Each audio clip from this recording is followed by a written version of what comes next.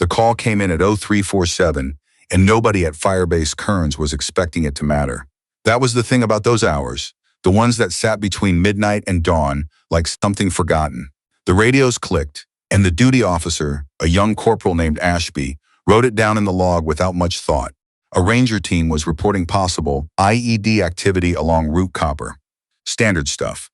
The kind of thing that got passed up the chain, maybe acted on, maybe filed away until morning when the senior staff would pour their coffee and decide whether it warranted attention.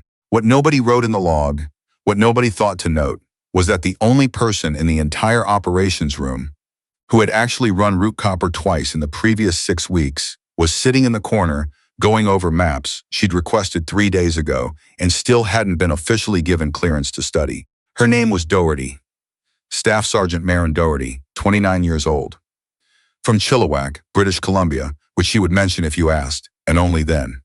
She didn't wear the place like a badge the way some of the others did. She just carried it, the way she carried most things, quietly, and with a kind of patient attention that people tended to mistake for something else. Shyness, sometimes. Disinterest. One sergeant major at Fort Benning had put lax command presence in a report that she'd read once and never mentioned again. She had a scar along the inside of her left forearm from a training exercise in Wainwright, Alberta, that she didn't explain to people. She kept her hair clipped back so tight there was almost nothing to see of it. She drank her coffee black and didn't particularly enjoy it. But she drank it anyway because it was there and because the alternative was nothing. She had the highest confirmed accuracy rating of anyone in her unit. Nobody talked about that much either. The file she'd requested was about Route Copper, specifically about the 2 sections near the old agricultural district where the road dipped below the ridgeline and became, for a span of roughly 400 meters, entirely indefensible from 3 different directions simultaneously. She had flagged this in a previous brief. The brief had been received politely, and her concerns had been recorded somewhere, and then the senior planning officer, a major named Vanthorpe, who had been in country for 11 days, had moved the conversation along to logistics. Vanthorpe had a way of listening to people that made them feel heard and then feel, about 30 seconds later, that nothing they had said would be remembered. He was not a bad man. He was simply a man who had formed a picture of how things worked and was not especially interested in details that complicated the picture. Doherty understood this. She had met versions of Vanthorpe her entire career. She had stopped expecting otherwise around the time she made sergeant, which was earlier than most people expected and later than she thought was fair. And she had stopped saying that second part out loud around the same time. The team that went out on Route Copper that morning was 11 people. Sergeant First Class Padraig Sorrell was leading, which was something at least. Sorrell was a lanky, deliberate man from somewhere in rural Ontario who communicated primarily through an economy of expression that took people time to calibrate to. He didn't waste words. He also didn't waste attention, which was rarer. He'd been running teams for 7 years and had the particular kind of steadiness that came not from never being scared, but from having been scared enough times that it had become a known quantity. Doherty had worked with Sorrell twice before. He was one of perhaps 4 people in the battalion who consulted her before going out rather than after coming back. She considered this not a compliment exactly, but a recognition, which was better.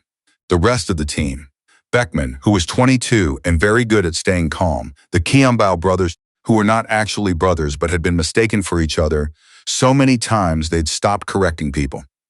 A combat controller named Fig, who was almost aggressively competent, and several others whose names Doherty knew and whose capabilities she had cataloged in the way she cataloged most things, carefully without announcement. She was not supposed to be going with them. She was aware of this. She went anyway. What she told the corporal at the vehicle staging area was that Sorrell had cleared her personally and that the paperwork was being handled. The corporal, Ashby, the same one who'd logged the call earlier, looked at her for a moment with the uncertain expression of someone who was trying to decide whether the effort of verifying this information was worth the social friction of questioning a staff sergeant at 4 a.m.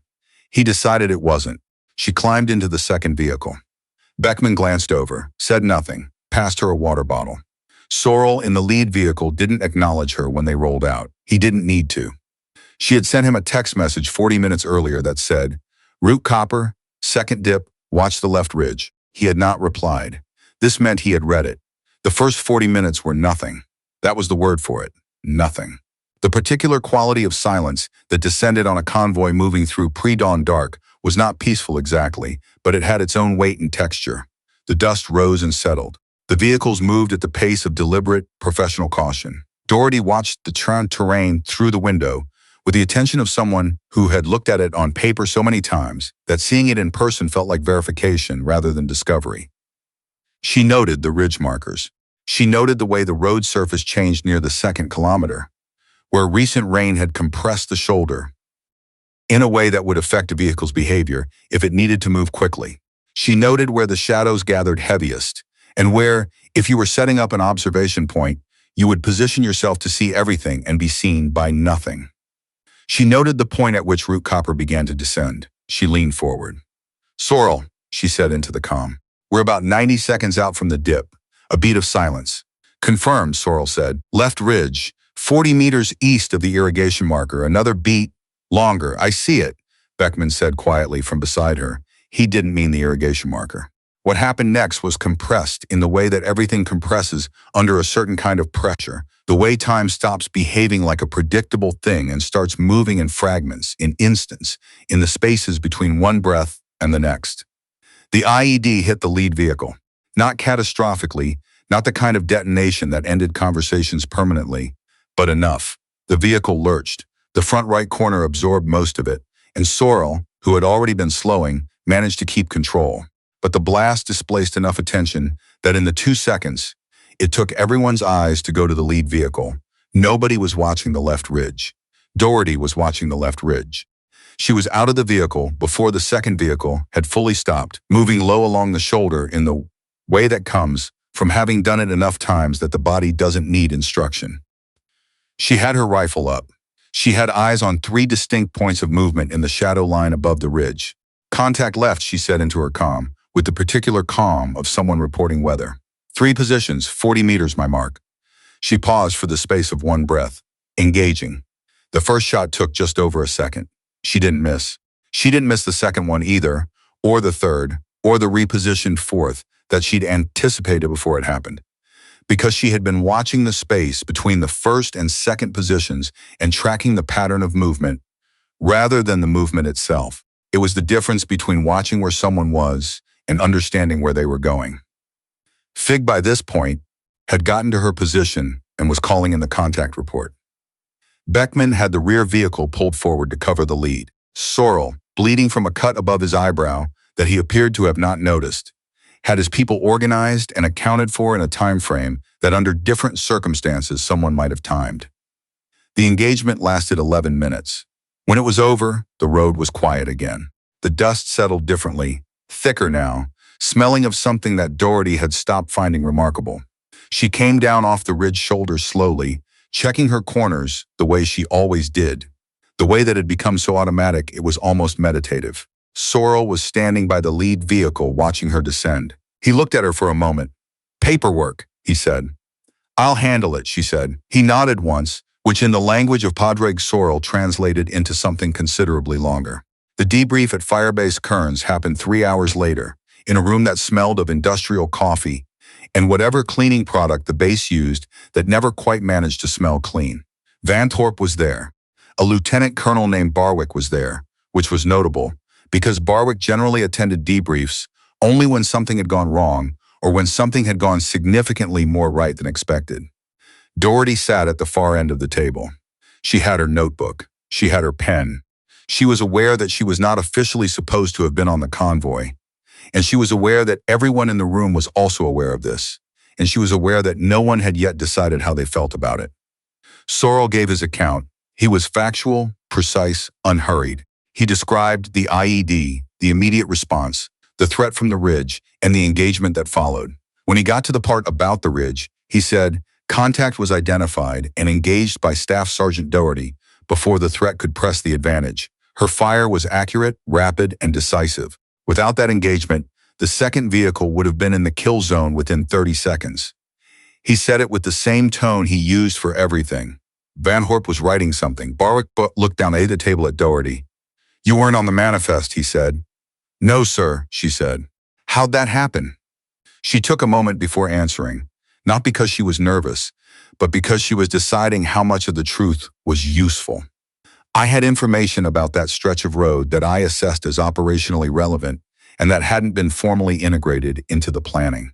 I made a judgment call. A judgment call, Barwick repeated. Yes, sir. He looked at her for a long time. Barwick was 61 years old. He had spent 34 of those years in the military. He had the face of someone who had spent considerable time outdoors in conditions that weren't particularly forgiving, and he had the eyes of someone who had spent considerable time watching people and had become very precise about what he was seeing. You flagged Route Copper in a brief last week, he said. The left ridge specifically? Yes, sir, Van Thorpe. He didn't look away from Doherty when he said it. Did you have that in your planning package? There was a pause from the other end of the table that was itself a kind of answer. Barwick nodded slowly. He looked like a man doing internal arithmetic, the kind that involves not just numbers but consequences, causes, a particular accounting of how a thing comes to pass. He looked like a man who was adding things up and not particularly pleased with the sum. Staff Sergeant, he said. Sir, I'm going to need you to walk me through your assessment of Route Copper. All of it, everything you had. She opened her notebook. She talked for 22 minutes. Nobody interrupted her. The unofficial part of what happened next is harder to describe because unofficial things rarely have clean edges. What Doherty knew was that 3 days after the debrief, her request to study the planning maps, the one that had been sitting in someone's inbox since the previous month, was approved with a note that said expedite. What she knew was that Van Thorpe left Firebase Kearns for Bagram on a rotational transfer that may or may not have been accelerated. What she knew was that Sorrell asked her personally to sit in on the next route planning session, and that this time when she spoke, the room's attention moved differently. What she didn't expect was Barwick. He found her in the operations room at 17:30 on a Thursday, which was not the kind of time when lieutenant colonels typically sought out staff sergeants for anything other than administrative purposes. He was not carrying anything. He was not accompanied by anyone. He stood in the doorway for a moment before she noticed him, and she noticed the noticing, the small adjustment in the room's atmosphere that happened whenever rank entered a space. Walk with me, he said. They walked out to the vehicle staging area, which was empty at that hour, except for 2 mechanics working on something underneath an LMTV and not paying attention to anyone. The light was going orange and long the way it did in the evenings, and the dust hung in it like something suspended in amber. Barwick didn't say anything for almost a full minute. Doherty had learned a long time ago not to fill silences that weren't hers to fill. I read your personnel file, he said finally. She said nothing. Not just your current cycle. I went back. She kept her eyes on the middle distance. All right, she said. You've been passed over for senior recommendations twice. Both times the evaluation cited communication style and integration with command structure.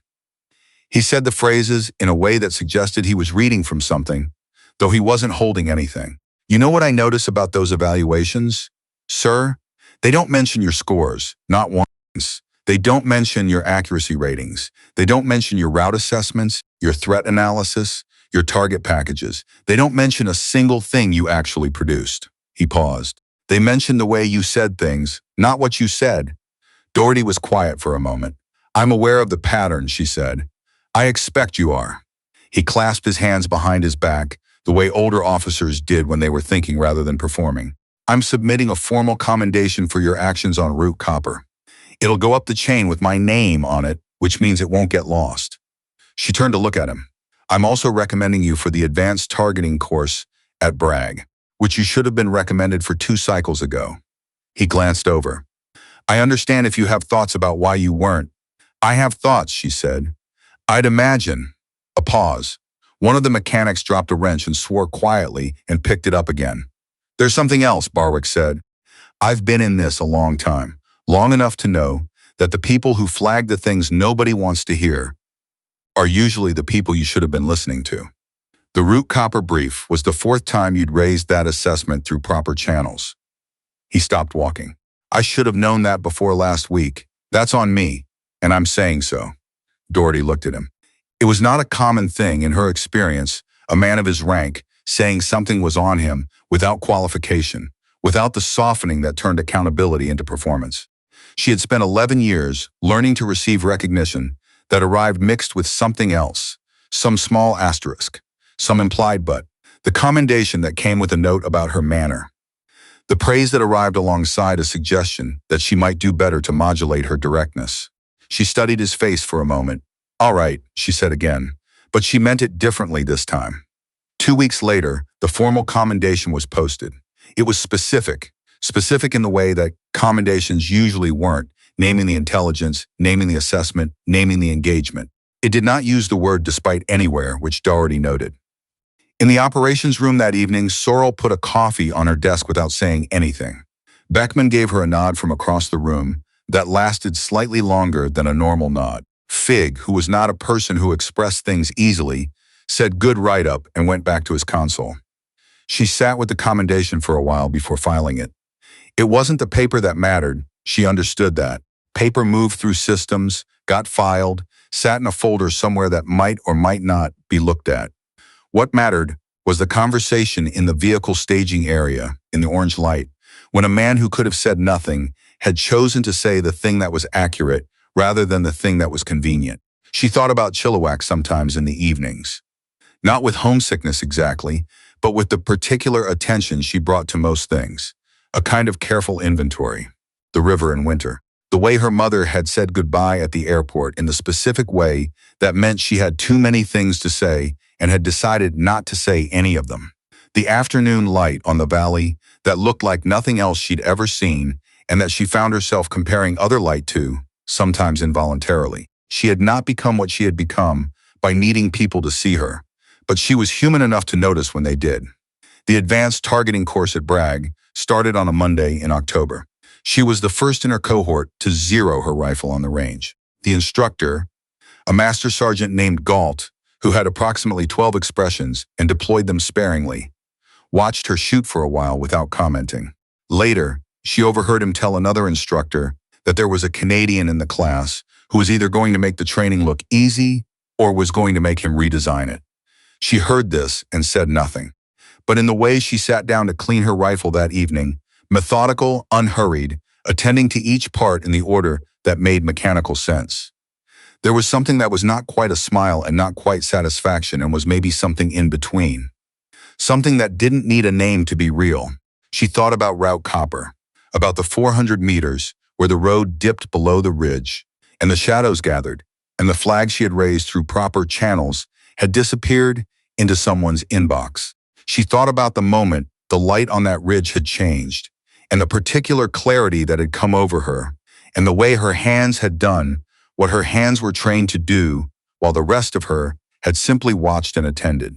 She thought about Barwick's voice in the amber evening, saying, "That's on me." She finished cleaning the rifle. She put it down. She looked at the wall for a moment. Then she picked up her notebook, the same notebook, the one with Route Copper in it, and turned to a clean page. There was always another route. There was always another ridge. There was always another inbox, another brief, another room full of people who had formed a picture and did not want it complicated. And she would be the one who had looked at the terrain.